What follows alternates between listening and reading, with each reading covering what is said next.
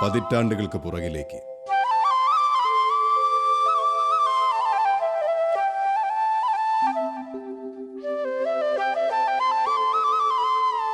ഓർമ്മകളുടെ തുരത്തിൽ മൂകമായി 1940-കൾ. വികസനത്തിന്റെ ലാഞ്ചന പോലും എത്തിനോക്കാത്ത ഒരു ഭൂപ്രദേശം. കേരള സംസ്ഥാനത്തിന്റെ പശ്ചിമഘട്ട മലനിരകളിൽ ചേർന്ന് കിടക്കുന്ന കർണാടകയും കേരളവും അതിർത്തി പങ്കിടുന്ന നാട്. 2 സംസ്ഥാനം, 2 ജില്ല, 2 പഞ്ചായത്തുകൾ. ഇതാണ് ചെറുപുഴ എന്ന ഗ്രാമം.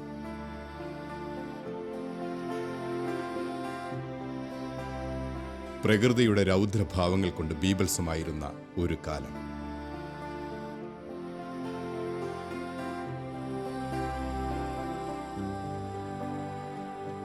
കാനനത്തിൽ കൂട്ടിനായി കാട്ടാറും കാട്ടുമൃഗങ്ങളും മാത്രമുള്ള ഈ അന്തരീക്ഷത്തിൽ മിഴിക്കോണുകളിൽ സ്വപ്നം നിറച്ച് കുടിയേറ്റത്തിന്റെ ആദ്യ പടികൾ കടന്ന് അവർ വന്നു.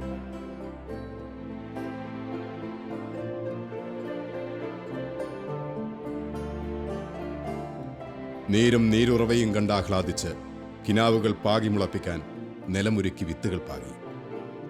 കരയായ സമതലങ്ങൾ കിളച്ചുരുക്കി അവർ ജീവിതം മുളപ്പിച്ചു. ചെറുപുഴ ഗ്രാമത്തിന്റെ മണ്ണിൽ കുടിയേറ്റത്തിന്റെ സ്പന്ദനങ്ങൾ പതുക്കെ പതുക്കെ ജീവതാളങ്ങളിൽ ലയിച്ചു ചേർന്നുകൊണ്ടിരുന്നു. ആകാശവിധാനത്തിലെ കറുത്തിരുണ്ട മേഘകൂടാരത്തിനു കീഴെ മനുഷ്യൻ പുതിയ മേച്ചിൽപ്പുറങ്ങൾ കണ്ടെത്തി. 15 വീട്ടുകാർ. അതായിരുന്നു ചെറുപുഴ ഗ്രാമത്തിന്റെ ക്രിസ്തീയ മുന്നേറ്റത്തിന്റെ തുടക്കം. ആത്മീയതയുടെ പച്ചപ്പുകൾ അവർ ചേക്കേറിയ നാടുകളിലൊക്കെ നട്ടുനനച്ചു വളർത്തി. അത് പടർന്നു പന്തലിച്ചപ്പോൾ കൂട്ടായ്മയുടെ കൂടാരങ്ങൾ തീർത്ത് ഒന്നായി യേശുവിനെ വിളിച്ചു. കൂടുകെട്ടി കുടിപ്പാർത്ത അവർ പുതിയ കാലത്തിന്റെ തരിശുഭൂമികളിൽ വിശ്വാസത്തിന്റെ പറുദീസകൾ സൃഷ്ടിച്ചു.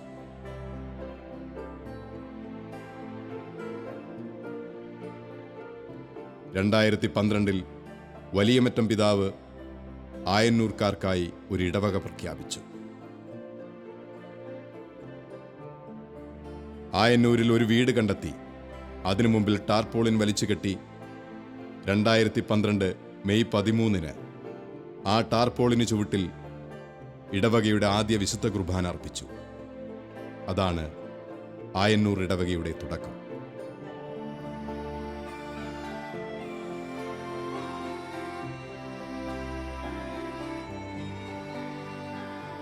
ഫാദർ ജോർജ് ഏലൂർക്കുന്നേൽ അജഗണങ്ങൾക്കായി കൂടാരമൊരുക്കിയ ആയന്നൂരിലെ വലിയ കുടുംബത്തിന്റെ നാഥൻ. ഈ ഇടവക ജനത്തിന്റെ വിശ്വാസത്തിന്റെ വഴികാട്ടി.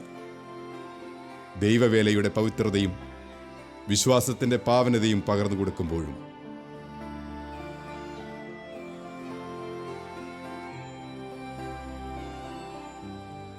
മണ്ണിന്റെ മഹത്വമറിഞ്ഞ് നിതാന്ത പ്രവർത്തകനാകുന്നു ജോർജ് അച്ഛൻ. ആയന്നൂരിലെ സെന്റ് ജോർജ് ചർച്ച് ഇന്ന് ആഹ്ലാദ തിമിർപ്പിലാണ്.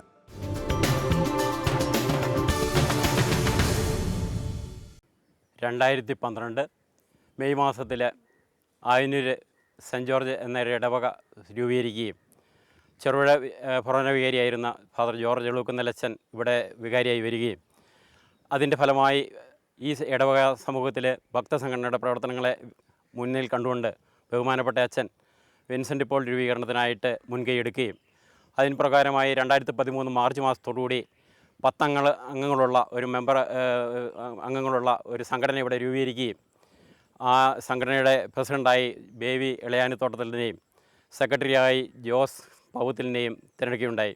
ഇപ്പോൾ ശൈശവ ദിശയിലിരിക്കുന്ന ഈ വിൻസെൻ്റ് പോൾ സംഘടനയിൽ ഞങ്ങൾ എല്ലാ ഞായറാഴ്ച ദിവസവും വൈകുന്നേരങ്ങളിൽ ഇവിടെ യോഗം ചേരുകയും ഭാവി പരിപാടികളെക്കുറിച്ച് ആധ്യാത്മിക ഉപദേഷ്ടാവായ ബഹുമാനപ്പെട്ട അച്ഛൻ്റെ നേതൃത്വത്തിൽ ഞങ്ങൾ പരിപാടികൾ ആസൂത്രണം ചെയ്യുകയും അതുപോലെ തന്നെ പാവപ്പെട്ടവരായ ജനങ്ങളെ സാമ്പത്തികമായി സഹായിക്കുവാനും ഇപ്പോൾ പുതിയ അധ്യയന വർഷം തുറക്കുമ്പോൾ കുഞ്ഞുങ്ങൾക്ക് നിർധനരായ കുഞ്ഞുങ്ങൾക്ക് കുടകൾ കൊടുക്കുവാനും ഈ സംഘടനയിലെ ഭാരവാഹികളായ ഞങ്ങൾ ഈ കഴിഞ്ഞ ദിവസങ്ങളിൽ യോഗ തീരുമാനം എടുക്കുകയുണ്ടായി.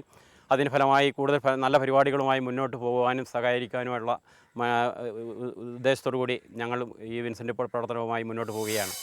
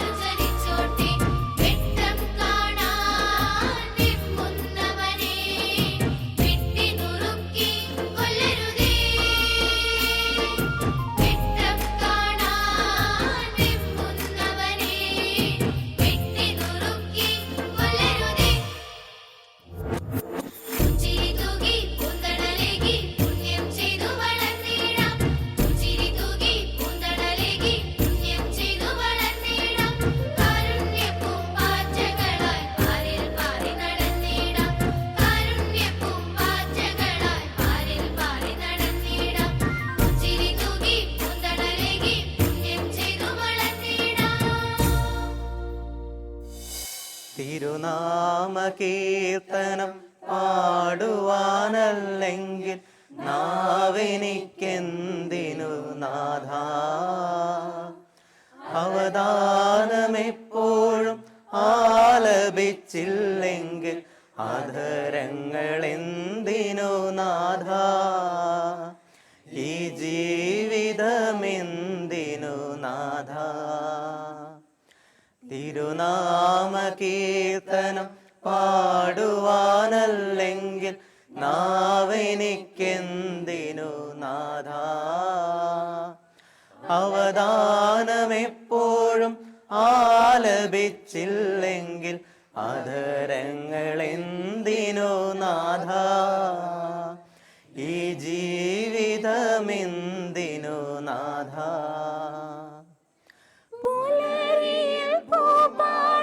പാടിയുണർത്തുന്ന കിളികളോടൊന്നു ചേർന്ന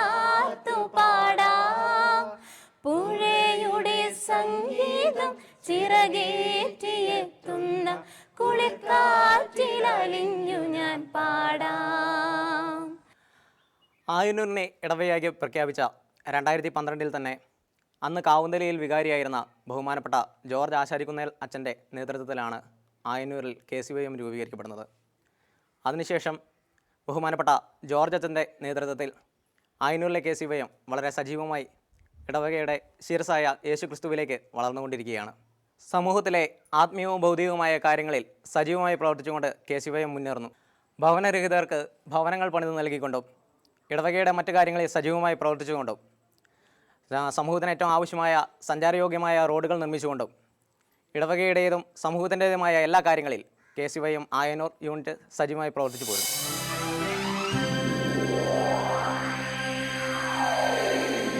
തിരമാലകൾ അലതല്ലും ഗലീലിയാക്കടലിൽ കുളിരേയും കാറ്റൂതും ഗലീലിയാക്കടലിൽ തിരമാലകൾ അലതല്ലും ഗലീലിയാക്കടലിൽ കുളിരേകും കാറ്റൂതും ഗലീലിയാക്കടലിൽ തുഴയാൻ പോരുന്നു പറയൂ സോദരരെ കേൾക്കാം തിരുമൊഴികൾ വചനം തിരുവചനം മാനവരക്ഷകനൊഴിയിലേകിയ സുന്ദര നൂതന സുവിശേഷം തിരമാലകൾ അലതല്ലും ഗലീലിയാക്കടലിൽ കുളിരേകും കാറ്റൂതും ഗലീലിയാക്കടലിൽ തുഴയാൻ പോരുന്നു പറയൂ സോദരരെ.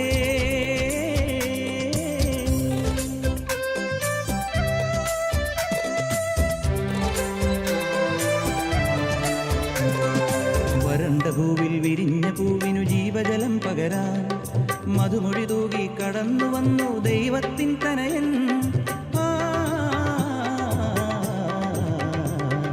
വരണ്ട ഭൂവിൽ വിരിഞ്ഞ പൂവിനു ജീവജലം പകരാൻ മധുമൊഴി തൂകി കടന്നു വന്നു ദൈവത്തിൻ തനയൻ.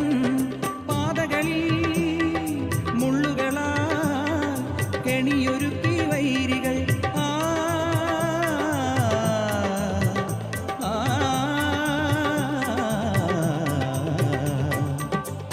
കെണിയൊരുക്കി വൈരികൾ തിരമാലകൾ അലതല്ലും ഗലീലിയാക്കടലിൽ കുളിരേകും കാറ്റൂതും ഗലീലിയാക്കടലിൽ തുഴയാൻ പോരുന്നു പറയൂ സോദരരെ.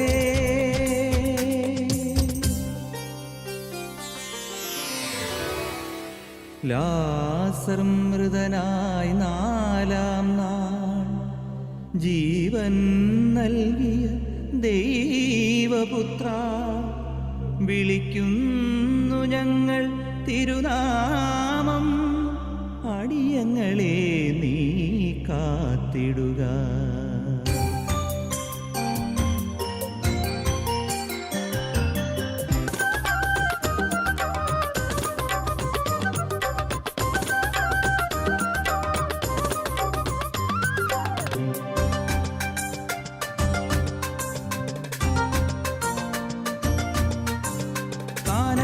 ആദ്യത്തെ അത്ഭുതം ചെയ്തെന്നു ഗൃഹനാഥനെ കാത്തു മേരീസുതൻ തളർവാദ രോഗിക്കു സൗഖ്യമേകി പ്രേതബാധകൾ മോചിച്ചു ദൈവപുത്രൻ.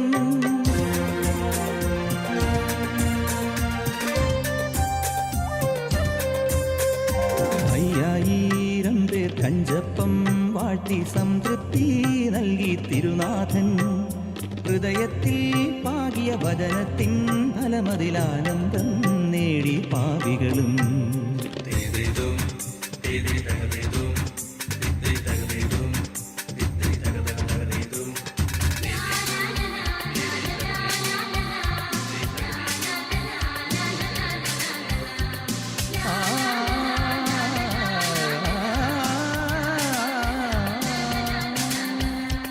പൈതങ്ങളോടി വന്നു നാഥന്റെ സന്നിധി തൃക്കരങ്ങൾ മുത്തി നല്ല നൃത്തമാടി ചുറ്റിലും. പൈതങ്ങളോടി വന്നു നാഥന്റെ സന്നിധി തൃക്കരങ്ങൾ മുത്തി നല്ല നൃത്തമാടി ചുറ്റിലും.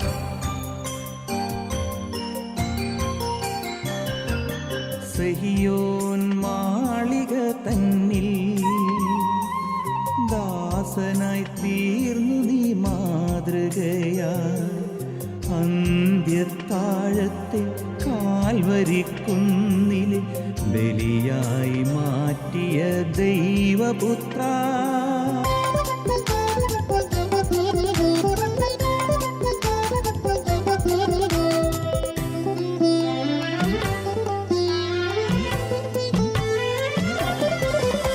ഉൾമുടി ചൂടിയ സ്നേഹമേ, കാൽവരിക്കുന്നിലെ ത്യാഗമേ, മോചനദ്രവ്യമായി ക്രൂശിതനായി നീ ചോരയിലെഴുതി സ്നേഹമെന്ന്. പിതാവേ, ഇവരോട് ക്ഷമിക്കണമേ.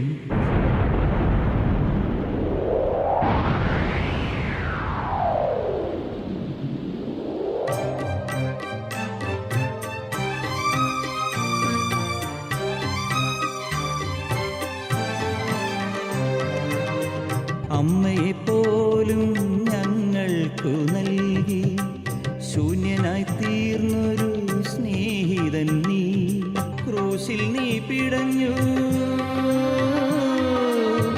ജീവൻ നീ വെടിഞ്ഞു. മാനവ പാപം നീ തുടച്ചു നാഥാ.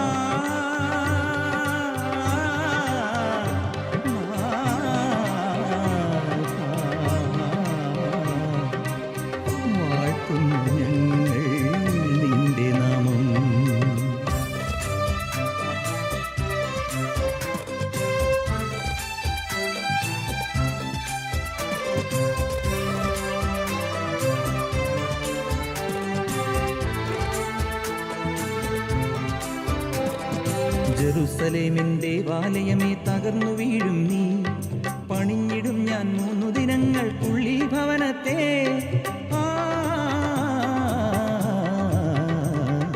ജെറുസലേമിന്റെ ദേവാലയമേ തകർന്നു വീഴും നീ. പണിഞ്ഞിടും ഞാൻ 3 ദിനങ്ങൾക്കുള്ളി ഭവനത്തെ. കല്ലറയിൽ നിന്നുയരും മരണത്തിൻ ഭയമേശാതെ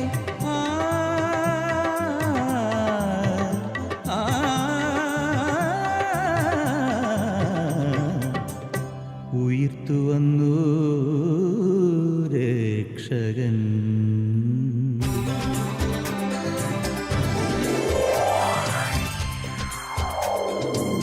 തിരമാലകൾ അലതല്ലും ഗലീലിയാക്കടലിൽ, കുളിരേകും കാറ്റൂതും ഗലീലിയാക്കടലിൽ. തുഴയാൻ പോരുന്നു പറയൂ സോദരരേ, കേൾക്കാം തിരുമൊഴികൾ വചനം തിരുവചനം. മാനവരക്ഷകനൂഴിയിലേകിയ സുന്ദര നൂതന സുവിശേഷം.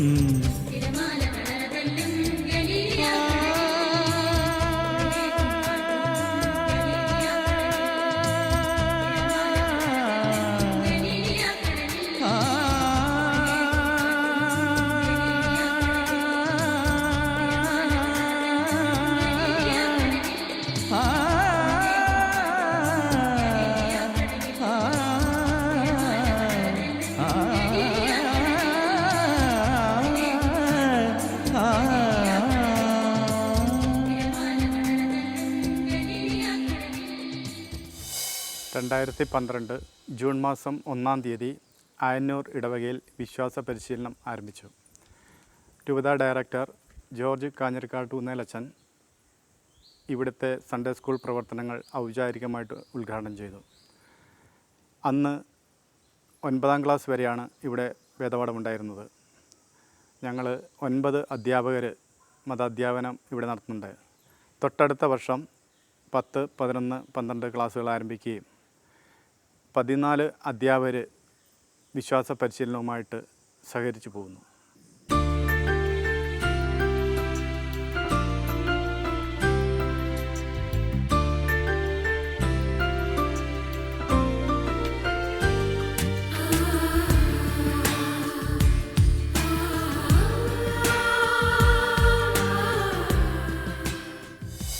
എന്റെ കഥയുടെ പേരാണ് പിതാവിന്റെ സ്നേഹം.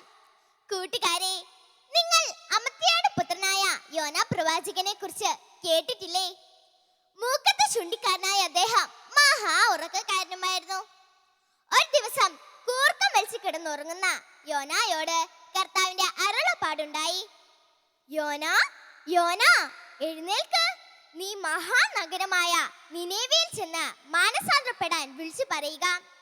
എന്തെന്നാൽ അവരുടെ ദുഷ്ടത എന്റെ സന്നിധിയിൽ എത്തിയിരിക്കുന്നു. യോന ഒരു കോട്ടുമായിട്ട് എഴുന്നേറ്റു. ഒന്ന് ഉറങ്ങാനും സമ്മതിക്കില്ലല്ലേ? ദൈവസന്നിധിയിൽ നിന്ന് ഒന്ന് മറിഞ്ഞു നിന്നാലോ? ഞാൻ നിനേവയിലേക്ക് പോകുന്നില്ല. ഇത്രയും നാൾ ദൈവം എന്നെ പറ്റിച്ചു, ഇനി ദൈവത്തെ ഒന്ന് പറ്റിച്ചു നോക്കാം. യോന വേഗം താർശീശിലേക്കുള്ള കപ്പലിൽ കയറി. ഇതിൽ കിടന്നുറങ്ങിയാൽ ദൈവം കാണില്ല. ഞാൻ നിനേവയിൽ ചെന്ന് ഭയങ്കര പ്രസംഗമാണെന്ന് ദൈവം വിചാരിച്ചു കൊള്ളും. യോന വേഗം അവിടെ കയറി സുഖമായി കിടന്നുറങ്ങി. എന്നാൽ ഇതെല്ലാം കാണുന്ന കർത്താവ് കടലിലേക്ക് ഒരു കൊടുങ്കാറ്റ് അയച്ചു. കടൽ ക്ഷോഭത്തിൽ കപ്പൽ തകരുമെന്നായി. കപ്പൽ യാത്രക്കാർ പരിഭ്രാന്തരായി. അവർ ഓരോരുത്തരും തങ്ങളുടെ ദേവന്മാരെ വിളിച്ചപേക്ഷിച്ചു. ഭാരം കുറയ്ക്കാൻ വേണ്ടി കപ്പലുണ്ടായിരുന്ന ചരക്കെല്ലാം അവർ കടലിലേക്ക് എറിഞ്ഞു. അപ്പോഴാണ് അവരൊരു കൂർക്കം വലി ശ്രദ്ധിക്കുന്നത്. മരിക്കാൻ പോകുമ്പോഴും സുഖമായി കിടന്നുറങ്ങുന്നത് ആരാണെന്ന് അന്വേഷിച്ചപ്പോൾ അറയ്ക്കുള്ളിൽ ഇട്ടാ പോലെ ചുരുണ്ട് കിടക്കുന്ന യോനായെ കണ്ടത്. കപ്പിത്താൻ ചോദിച്ചു, നീ ഉറങ്ങുന്നോ? എഴുന്നേറ്റ് നിന്റെ ദൈവത്തെ വിളിച്ചപേക്ഷിക്കുക. കപ്പൽ മുങ്ങാൻ പോവുകയാണ്. വേറെ പണിയൊന്നുമില്ല. അങ്ങനെയെങ്കിൽ എനിക്ക് നിനേവയിലേക്ക് പോയാൽ പോരായിരുന്നോ? യോന മനസ്സിൽ പറഞ്ഞു. അവർ പ്രാർത്ഥന തുടർന്നു. കൊടുങ്കാറ്റിന് ഒരു ശമനവും ഉണ്ടായില്ല. അവർ പരസ്പരം പറഞ്ഞു, ആര് കാരണമാണ് ഇങ്ങനെ സംഭവിച്ചെന്ന് നമുക്ക് നറുക്കിടാം. അവർ നറുക്കിട്ടു. യോനയ്ക്കാണ് നറുക്ക് വീണത്. കർത്താവേ, പിടിക്കപ്പെട്ടു. യോന പറഞ്ഞു. കപ്പലുണ്ടായിരുന്നവർ അവനെ കുറിച്ച് അന്വേഷിച്ചു. അവൻ നടന്ന സംഭവമെല്ലാം അവരോട് പറഞ്ഞു. ഞാനൊരു ഹെബ്രായനാണ്. കടലും കരയും സൃഷ്ടിച്ച ദൈവമായ കർത്താവിനെയാണ് ഞാൻ ആരാധിക്കുന്നത്. അദ്ദേഹത്തെ അനുസരിക്കാതെയാണ് ഞാൻ ഇതിൽ കയറിയത്. അവർ അവനോട് ചോദിച്ചു, ഞങ്ങൾ നശിക്കാതിരിക്കാൻ എന്തു ചെയ്യണം? അവൻ അവരോട് പറഞ്ഞു, എന്നെ കടലിലേക്ക് എറിഞ്ഞുകൊള്ളുക, നിങ്ങൾ രക്ഷപ്പെടും. അവർ അവനെ കടലിലേക്ക് എറിഞ്ഞു. കടൽ ശാന്തമായി. കപ്പലുണ്ടായിരുന്നവർ ദൈവമായ കർത്താവിൽ വിശ്വസിച്ചു. അവിടത്തേക്ക് ബലി അർപ്പിച്ചു. ദൈവം യോനായെ വിഴുങ്ങാനായി ഒരു വലിയ മത്സ്യത്തെ നിയോഗിച്ചു. 3 രാവും 3 പകലും അവൻ ആ മത്സ്യത്തിന്റെ ഉദരത്തിൽ തന്നെ കഴിഞ്ഞു. അവിടെ കിടന്നുകൊണ്ട് യോന കർത്താവിനോട് അപേക്ഷിച്ചു, കർത്താവെ, ക്ഷമിക്കണമേ, ഈ ദാസനെ രക്ഷിക്കണമേ. ദൈവം ആ മത്സ്യത്തോട് കൽപ്പിച്ചു. അതവനെ കരയിലേക്ക് ഛർദ്ദിച്ചു. യോന വേഗം നിനേവയിൽ ചെന്ന് അവിടുത്തുകാരോട് പറഞ്ഞു, നിങ്ങൾക്ക് വേണമെങ്കിൽ മാനസാന്തരപ്പെട്ടോ, ഇവിടം നശിപ്പിക്കുകയാണെന്ന് കർത്താവ് പറയുന്നത് കേട്ടു. എന്തായാലും ഇവിടം വരെ വന്നു. ഇവിടം നശിക്കുന്നത് കണ്ടേച്ചു പോകാം. യോന വേഗം ഒരു വലിയ പാറയുടെ മുകളിൽ കൂടാരം കെട്ടി ഇരിപ്പായി. ഇത് കേട്ട നിനേവേക്കാർ ചാക്കുടുത്ത് ചാരം പൂശി ഉപവസിച്ച് പ്രാർത്ഥിച്ചു. ഇത് കണ്ട ദൈവം മനസ്സ് മാറ്റി അവരെ ശിക്ഷിച്ചില്ല. ഇത് കണ്ട് യോനയ്ക്ക് ദേഷ്യം വന്നു. അല്ലേലും എനിക്ക് അറിയാമായിരുന്നു കർത്താവേ, അങ്ങ് ഇങ്ങനെ ചെയ്യുന്ന. അതുകൊണ്ട് തന്നെയാണ് ഞാൻ താർശീശിലേക്ക് പോയത്. അപ്പോൾ ആണ്ട് കിടക്കുന്നു. കപ്പലുണ്ടായിരുന്നവരും അങ്ങിൽ വിശ്വസിച്ചു. നിനേവേക്കാർ നശിക്കുന്നത് കാണാമെന്ന് കരുതി അവരും രക്ഷപ്പെട്ട് അങ്ങിൽ വിശ്വസിച്ചു. ഇത് വല്ലാത്ത ചതിയായി പോയി കർത്താവേ, വല്ലാത്ത ചതിയായി പോയി. ഇനി ഞാൻ പറയുന്നത് ആരെങ്കിലും വിശ്വസിക്കുമോ? യോന മുഖം വീർപ്പിച്ച് കൂടാരത്തിൽ ഇരിപ്പായി. ദൈവം യോനായെ തണുപ്പിക്കാനായി ഒരു ചെടി വളർത്തി. അതുകൊണ്ട് യോനയ്ക്ക് സന്തോഷം വന്നു. പിന്നീട് അന്ന് നശിച്ചു. അതുകൊണ്ട് യോനയ്ക്ക് ദേഷ്യം വന്നു. ഇതിൽ പുറത്ത് ഞാൻ മരിക്കുന്നതാണ് നല്ലത്. കർത്താവ് പറഞ്ഞു, നീ ഒന്നും ചെയ്യാതെ വളർന്ന ഈ ചെടി നശിച്ചപ്പോൾ നിനക്ക് ഇത്രയും സങ്കടം തോന്നിയാൽ എന്റെ സ്വന്തം മക്കൾ നശിച്ചാൽ എനിക്കും സങ്കടം വരില്ലേ? ഇത് കേട്ട യോന കർത്താവിനോട് മാപ്പിരുന്നു. കർത്താവെ, ക്ഷമിക്കണമേ, ഈ ദാസനെ അനുഗ്രഹിക്കണമേ. കൂട്ടുകാരെ, ദൈവമെല്ലാം കാണുന്നവനാണ്, ദയാലുവാണ്, ക്ഷമാശീലനും ശിക്ഷിക്കുന്നതിൽ വിമുഖനുമാണ്. അവിടുത്തെ മുമ്പിൽ നമുക്ക് മുട്ടുമടക്കാം. നന്ദി. ജയ് ക്രൈസ്റ്റ്.